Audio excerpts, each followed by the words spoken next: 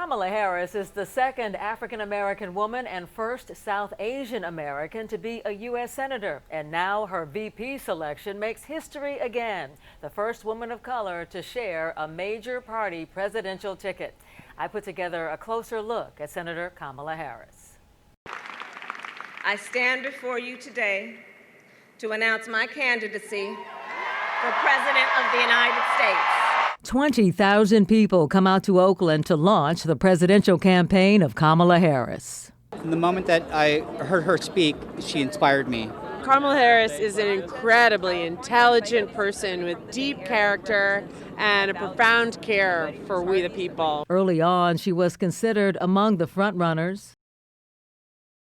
Not surprising for someone who has had a string of political victories in her home state. Harris's father is Jamaican American. She was raised in the East Bay by her Indian American mother, a cancer researcher. She graduated UC Hastings Law School, was an Alameda County Assistant DA in San Francisco, then elected 2 terms as DA in the city starting in 2003.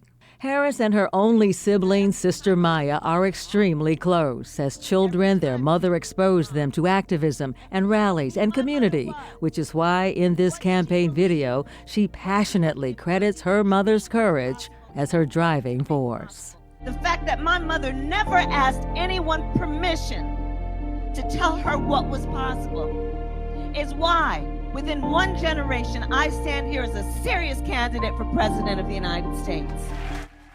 As district attorney, she was tougher on crime than her predecessor. While popular, she did hit some snags: a drug scandal at the county crime lab, the murder of a man in witness protection, and her refusal to seek the death penalty in the killing of San Francisco police officer Isaac Espinoza. She decided to run for state attorney general, was elected in 2010, and immediately started to pick up some national buzz.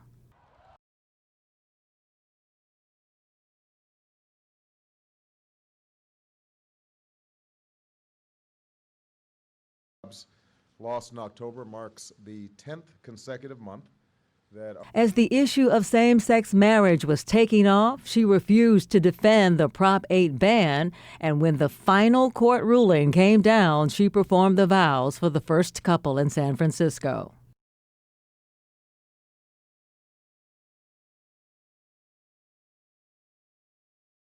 As AG, surprisingly, she went against the Obama administration's deal with the banks on the national mortgage debacle, demanded a larger chunk of money for California homeowners, and got it.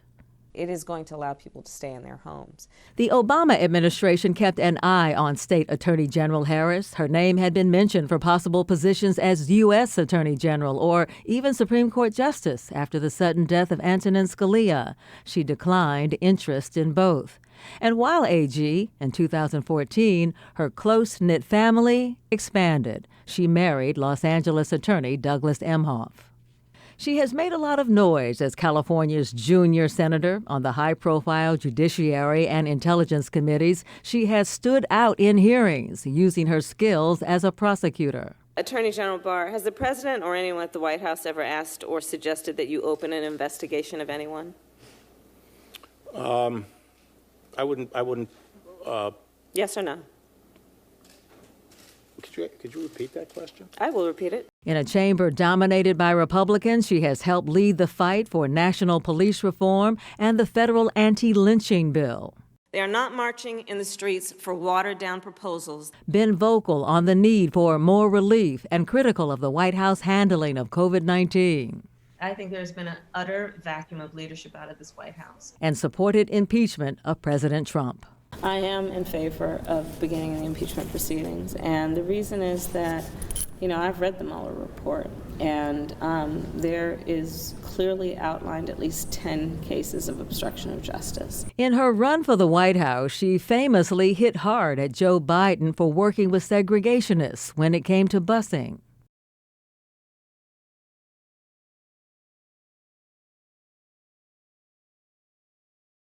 Later, she said of Biden, I think very highly of Joe Biden. I think a great deal of him. I think he's been an incredible public servant. I think he was an incredible vice president.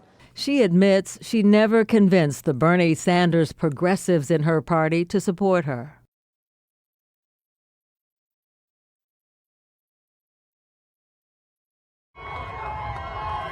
Ultimately, though, despite the initial bounce, her presidential campaign ran out of money and momentum, a first in her political career. Yet her mother, who passed in 2009, is still guiding her vision.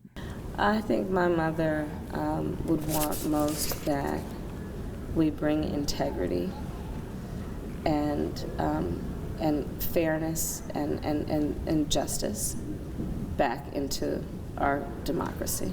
Pam Moore, KRON 4 News.